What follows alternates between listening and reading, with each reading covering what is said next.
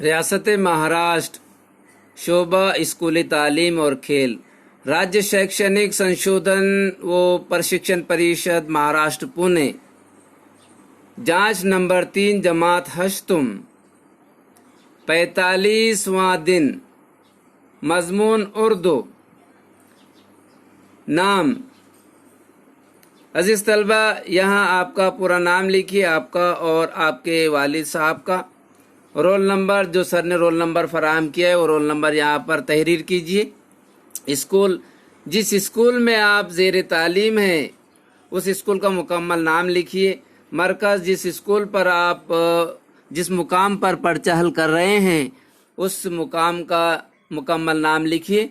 तालुका लिखिए, ज़िला लिखिए, तारीख, जिस तारीख को आप पर्चा हल कर रहे हैं वही तारीख लिखें।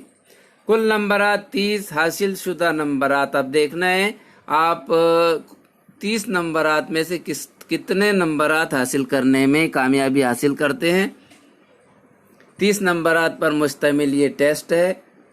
सवाल नंबर 1, मुअल्लिम दरसियात में से 3 अल्फाज का इमला कहेगा। अजीज तलबा, बगौर समात फरमाइए और खुशखत लिखिए। नंबर 1, कस्बा। नंबर 2, मुदर्रिस। नंबर 3, मद्रास। नंबर 4, पेशा। और नंबर 5, एहसास। खुशखत लिखिए। सवाल नंबर 2, इक्तिबास, गौर से पढ़िए और सवालात के जवाबात लिखिए। सवाल नंबर 2, इक्तिबास, गौर से पढ़िए और सवालात के जवाबात लिखिए। जान पहचान। फ़ानी बदायूनी उर्दू के मुमताज़ गज़लगो शोरा में शुमार किए जाते हैं। उनका असल नाम किनका असल नाम? फ़ानी बदायूनी का असल नाम शौकत अली खां था। शौकत अली खां किसका नाम था? फ़ानी बदायूनी का असल नाम शौकत अली खां था। 13 दिसंबर 1979 को वो बदायूं के कस्बे में इस्लाम नगर में पैदा हुए। 13 सितंबर 1979 को बदायूं के एक कस्बे इस्लाम नगर में कौन पैदा हुआ? फ़ानी बदायूनी कब और कहाँ पैदा हुए? 13 सितंबर को वो बदायूं के 13 सितंबर 1879 को वो बदायूं के एक कस्बे इस्लाम नगर में पैदा हुए। फ़ानी बदायूनी बरेली से बीए का इम्तिहान पास करके, कहाँ से बीए का इम्तिहान पास करके? बरेली से बीए का इम्तिहान पास करने के बाद डिप्टी इंस्पेक्टर मदारिस बन गए। फिर एलएलबी का इम्तिहान पास करके बदायूं में वकालत की, लेकिन इस पेशे से उन्हें दिलचस्पी न थी। किन्हें दिलचस्पी न थी वकालत के पेशे से? फ़ानी बदायूनी को। आखिरी उम्र में उन्होंने हैदराबाद के एक सरकारी स्कूल में, किन्होंने? फ़ानी बदायूनी ने। आखिरी उम्र में उन्होंने यानी किन्होंने? फ़ानी बदायूनी ने हैदराबाद के एक सरकारी स्कूल में, कहाँ के सरकारी स्कूल में? हैदराबाद के एक सरकारी स्कूल में सदर मुदर्रिस के फ़राइज़ भी अंजाम दिए। सदर मुदर्रिस के फ़राइज़। कुल्लियात फ़ानी और बाक़ियात फ़ानी उनके कलाम के 2 मजमूए शाये हो चुके हैं। दर्द अंगेज़ी, एहसास की शिद्दत और ख़याल की गहराई उनके कलाम की नुमायाँ खूबियाँ हैं। 27 अगस्त 1941 को वो इस दारे फ़ानी से कूच कर गए। फ़ानी बदायूनी इस दारे फ़ानी से कब कूच कर गए? फ़ानी बदायूनी का इंतकाल कब हुआ? 27 अगस्त 1941 को।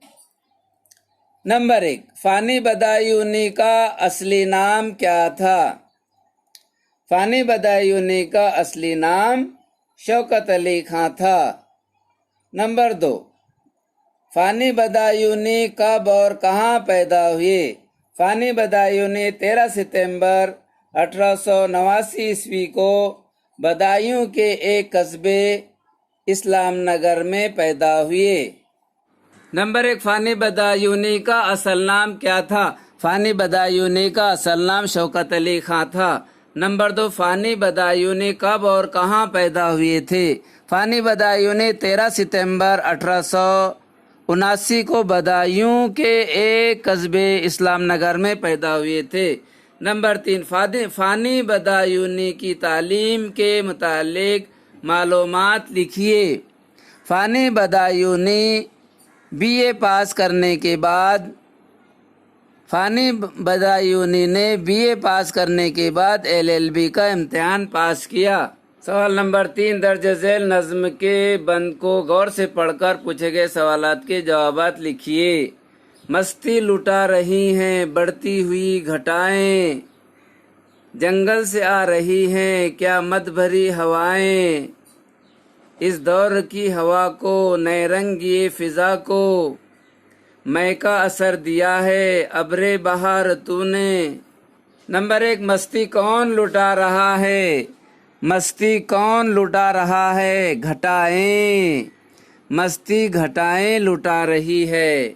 नंबर 2, दर्ज झेल 4 हुरूफी नंबर 2, दर्ज झेल 4 हुरूफी अल्फाज तलाश करके लिखिए। अजीज तलबा, 4 हुरूफी अल्फाज तलाश करके लिखना है, जैसे जंगल, भरी, बहार, तूने, ये अल्फाज आप लिख सकते हैं। सवाल नंबर 3, दर्ज बाला नज्म का उन्वान लिखिए। इस नज्म को आप उन्वान मौसम बहार उन्वान आप तजवीज़ कर सकते हैं। सवाल नंबर 4, अलीफ, दर्ज झेल बेतरतीब जुमलों को दुरुस्त करके लिखिए। ये जुमला बेतरतीब है, इसको आप तरतीब से लिखिए, जैसा कि यह है, हुआ बहुत सदमा आज़ाद को, तो आप इस तरह लिख सकते हैं, आज़ाद को बहुत सदमा हुआ। सवाल नंबर 4, दर्ज झेल बेतरतीब जुमलों को दुरुस्त करके लिखिए। हुआ बहुत सदमा आज़ाद को, आज़ाद को बहुत सदमा हुआ, इस तरह आप लिख सकते हैं। बे, लफ्ज़ मुश्तरी से ऐसे अल्फाज बनाइए जो झेल में दिए गए लफ्ज़ों के हम मानी हों, जैसे दूध। अजीज तलबा, दूध, शीर, दूध का हम मानी है शीर। और गीला, तर, तेरे ज़बर तर। जिम, अक्स बरक्स लिखिए, यानी जिद लिखिए। आज़ाद की जिद है, आज़ाद का मुतज़ाद है गुलाम। कैद, इसके बाद आगाज़ की जिद है, आगाज़ का मुतज़ाद है, आगाज़ का मुतज़ाद। अंजाम, इख्तिताम। मुनासिब लफ्ज़ की मदद से कहावत मुकम्मल कीजिए। एक अनार 100 बीमार, एक अनार 100 बीमार। एक अंडा वो भी गंदा। दर्ज झेल जुमलों को गौर से पढ़कर मुब्तदा और खबर अलग करके लिखिए। दर्ज झेल जुमलों को गौर से पढ़कर मुब्तदा और खबर अलग करके लिखिए। अजीज तलबा, इनको किसी भी जुमले में मुब्तदा और ख़बर को तलाश करने के लिए आपको सवाल पूछना होगा अपने आप से।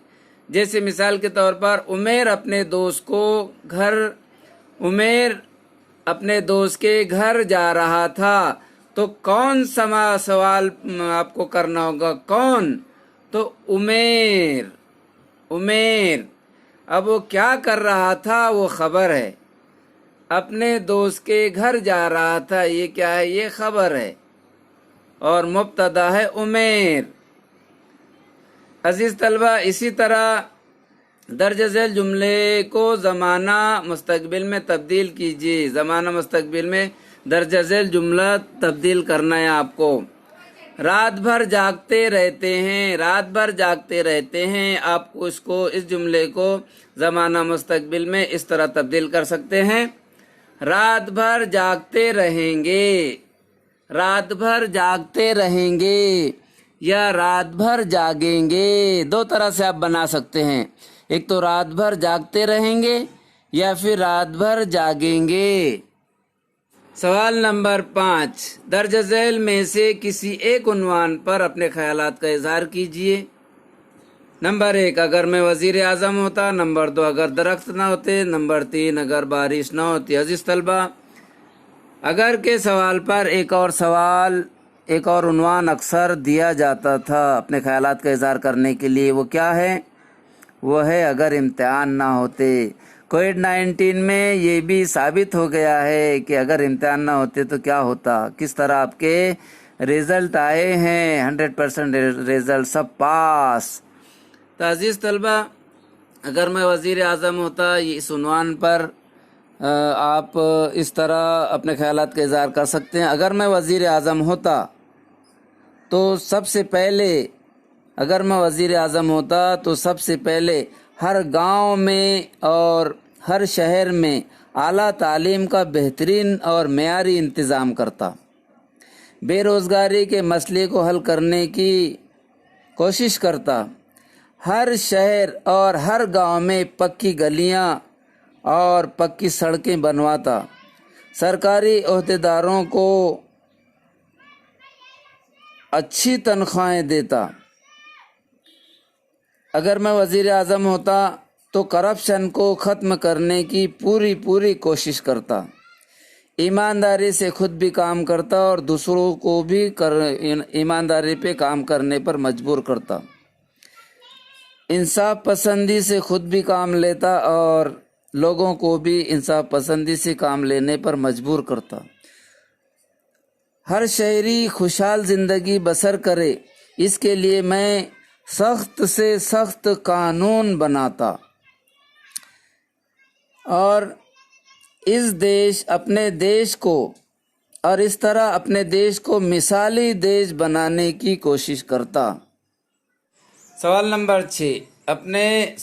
6 ماموں جان کی طبیعت کا حال جاننے کے لیے خط لکھیے. عزیز طلبہ، آپ اس معاملے میں بہت خوش نصیب ہے کہ آپ کو خط لکھنا اور خط کا انتظار کرنے کی آپ کو ضرورت نہیں پیش آتی، کیونکہ آپ کسی بھی وقت اپنے ماموں جان کو موبائل سے آپ بات چیت کر سکتے ہیں، طبیعت کا حال معلوم کر سکتے ہیں. اگر آپ کے پاس موبائل نہیں ہے تو آپ کسی کا بھی موبائل لے سکتے ہیں. اس میں کوئی زیادہ خرچہ آنے کی بات نہیں ہے.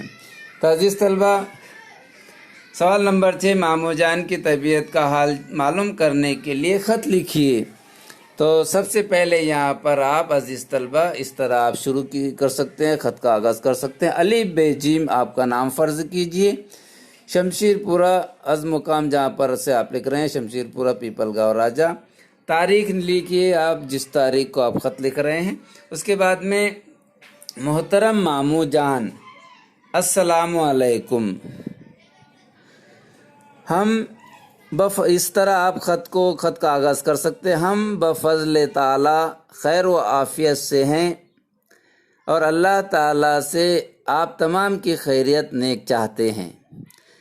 آپ کی طبیعت ماموں جان، آپ کی طبیعت چند دنوں سے ناساز ہے جان کر سبھی لوگ پریشان ہیں اور امی تو بہت ہی پریشان ہو گئی ہیں.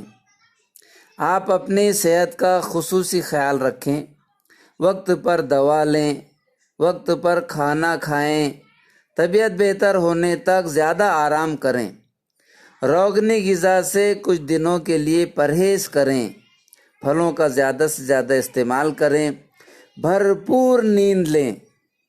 چھٹی ملتے ہی میں امی کے ساتھ شرف ملاقات کے لیے ضرور آ رہا ہوں. گھر پر سبھی سے درجہ بدرجہ سلام فرمائیں. آپ کا بھانجا الف ب ج. بچوں، اس سے بھی زیادہ مفصل خط لکھنے کی آپ کوشش کریں.